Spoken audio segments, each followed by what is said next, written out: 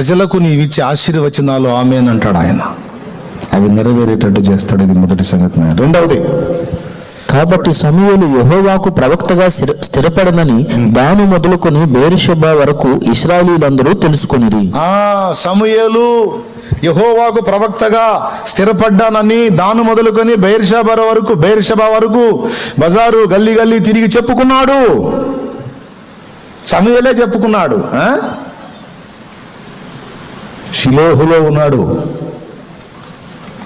దాను మొదలుకొని బెయేర్షెబా అంటే ఏం తెలుసా? కాశ్మీర్ నుంచి కన్యాకుమారి అని వాడతాం చూడు మనం, ఈ దరి నుంచి ఆ దరికి అన్నట్టు అట్లా వాడతారు ఇశ్రాయేలీలు. దాను మొదలుకొని బెయేర్షెబా వరకు అంటే ఈ దరి నుంచి ఆ దరికని.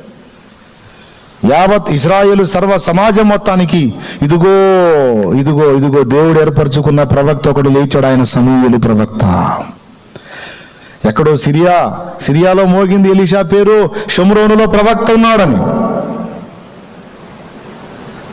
షిలోహులో ప్రవక్త లేచాడు.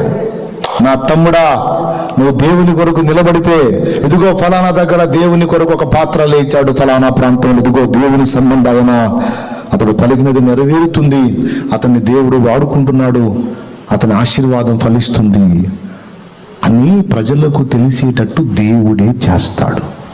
నువ్వు దెబ్బ కొట్టుకో, దరివేసుకో, ఎచ్చులు పడు, ఎన్ని తిప్పలు పడు, ఎన్ని ఎదురు చూడు, గుర్తింపు కోసం ఎంత వెంపర్లాడు, నెట్టబడతావు. వదిలేయి. దేవుని పాదాలు పట్టుకో. దేవుని అదుపాజ్ఞల్లో నువ్వు నడుచుకోవడానికి సిద్ధపడ సమూయేలు వలె.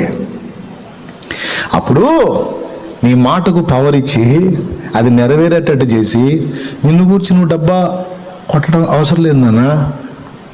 10 మందికి తెలిసేటట్టు, వాళ్ళే నిన్ను గురించి సాక్ష్యం ఇచ్చేటట్టు దేవుడు చేస్తాడు.